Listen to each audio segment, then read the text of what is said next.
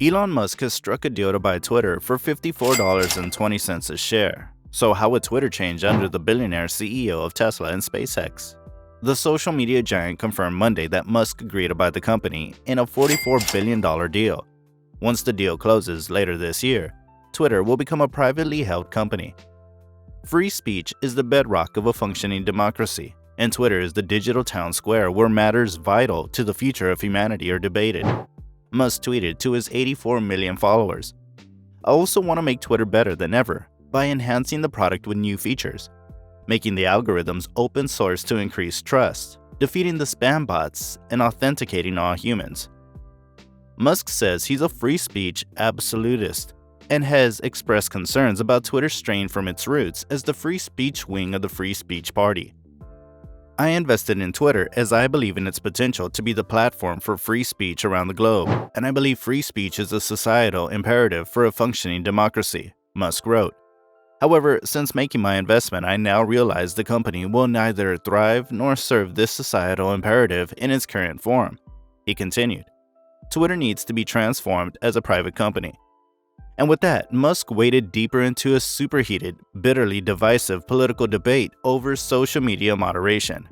On the one hand, many view limits on harmful or extreme speech as vital to free-flowing discourse on Twitter. Twitter works because it has limits, terms of service, and rules. A free speech board where anything goes will immediately be infested by spam, scams, racism, Nazis, trolls with nothing else to do, and hate speech.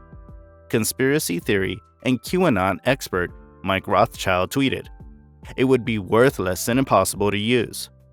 Conservatives, however, accuse Twitter and other mainstream social media companies that say that they are run by liberal elitists of selectively targeting conservatives and silencing their voices. Those grievances only escalated following the attack on the U.S. Capitol, as social media companies suspended then-President Donald Trump's accounts.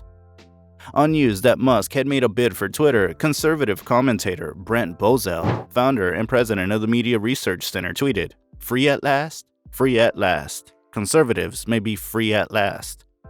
Analysts warned that making Twitter a free speech free-for-all could harm its business. They say if there was no buffering of hateful, offensive, or extremist posts, individual users would be less likely to use Twitter. Advertisers and publishers concerned about their messages being paired with problematic posts also want content standards, even if that means the platform has fewer users and is less popular, said Group M analyst Brian Weiser. "We think that free speech absolutism on Twitter and Musk's preferences will likely lead to a worse business and worse platform for advertising for large brands, even if Musk were otherwise able to find ways to grow usage or users on the platform," Weiser wrote in a blog post. Wedbush Securities analyst Dan Ives says throttling content moderation would ignite a political firestorm with leaders from within the Beltway all the way to Brussels. "The last thing some of them would want to see is Musk owning Twitter," Ives told USA Today. "Would misinformation spread on Twitter if Musk takes charge?" Baird analyst Colin Sebastian says Musk has been highly critical of content restrictions that Twitter considers misinformation, including COVID-19. He also has publicly advocated for tools to edit tweets, maybe because Musk has deleted many of the tweets that contained controversial or offensive content, Sebastian wrote in a research note. Reinstating former President Donald Trump could also be a factor, but Sebastian says we assume Musk has bigger ambitions. Would Elon Musk get rid of ads on Twitter? Musk's recent tweets suggest he's interested in a subscription-based business, and he's not a big fan of advertising.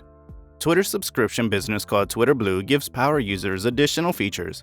Musk said he would slash the price of Twitter Blue from $3 to $2 a month and would charge for a year subscription up front. In return, Twitter Blue users would get a blue checkmark and guaranteed suspension if the account is used for spam. According to Musk, he would ban ads from Twitter Blue because the power of corporations to dictate policy is greatly enhanced if Twitter depends on advertising money to survive.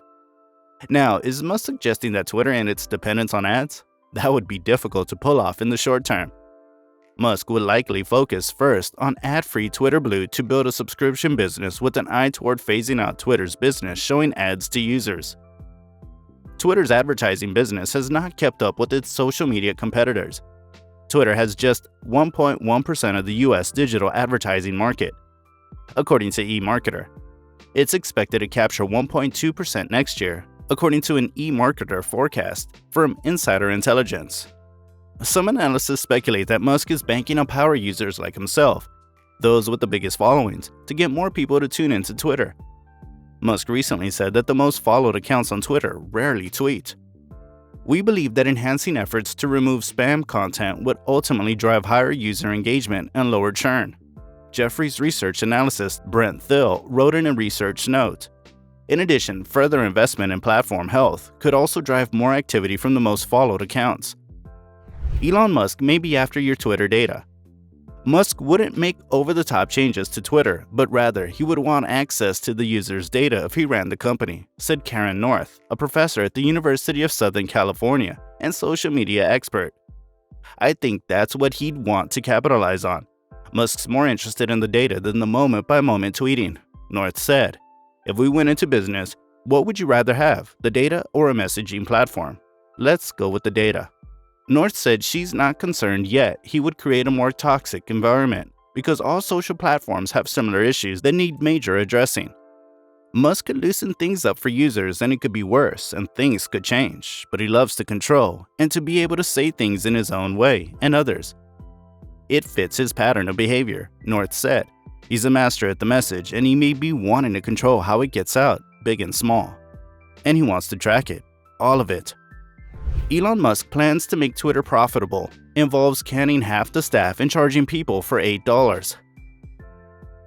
Back in May, Elon Musk made a bold, unintentionally hilarious claim when he said that as the owner of Twitter, he would increase the company's annual revenue to $26.4 billion by 2028, which was extremely funny given that Twitter's second quarter revenue this year was $1.18 billion and its profit was negative $270 million.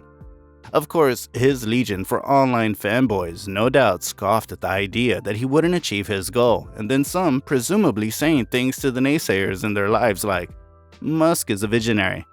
What have you ever done? And just wait until he unveils his plan. You'll be eating your words. Now, 1 week into owning the platform, Musk has begun to unveil that plan. And so far, it appears to involve, number 1, begging Twitter users to pay him $8 a month for verification, and number 2, firing half the company. Bloomberg reports that Musk, the richest man in the world, plans to eliminate about 3,700 jobs at Twitter Inc., or half of the social media's company's workforce, starting Friday, according to people familiar with the matter. Separately, Axios reported Thursday that Twitter will require its remaining staff to return to the office, with sources inside the company saying that since many employees can't or won't be willing to relocate, there will be additional attrition on top of the layoffs. According to the outlet, workers hired remotely during the pandemic will have only a short time to decide whether they'll relocate to be near a Twitter office, because at Elon Musk's Twitter, it's all class all the time. Within hours of owning the site, Musk fired CEO Parag Agrawal, CFO Ned Segal, Policy Chief Vijaya Gade, and General Counsel Sean Edgett. He's reportedly trying to get out of paying them and other senior executives the exit package money they're contractually owed because, again, class. So, okay, there will be some cost savings associated with not having all these people on payroll, but how else does Musk plan to generate all that extra cash? As you've probably heard, it's by charging people a monthly fee to have a blue check next to their name. An idea that, as you may have heard, is not going great, given that 1, he already dropped the price in response to widespread outrage among users, like the famous author Stephen King, who tweeted $20 a month to keep my blue check? Fuck that, they should pay me. If that gets instituted, I'm gone, like Enron. And 2, even at $8 a month, many people are not going for it, which has led to uncomfortable appeals like this by Elon Musk himself on Twitter. Meanwhile, according to the New York Times, advertisers, which provide about 90% of Twitter's revenue, are increasingly grappling with Mr. Musk's ownership of the platform.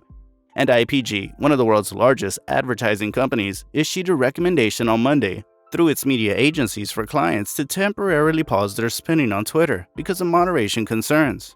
3 people with knowledge of the communication said, which doesn't seem great. Anyway, we're sure Musk has some other multi-billion-dollar ideas up his sleeve that he's just choosing not to tell people about at this time.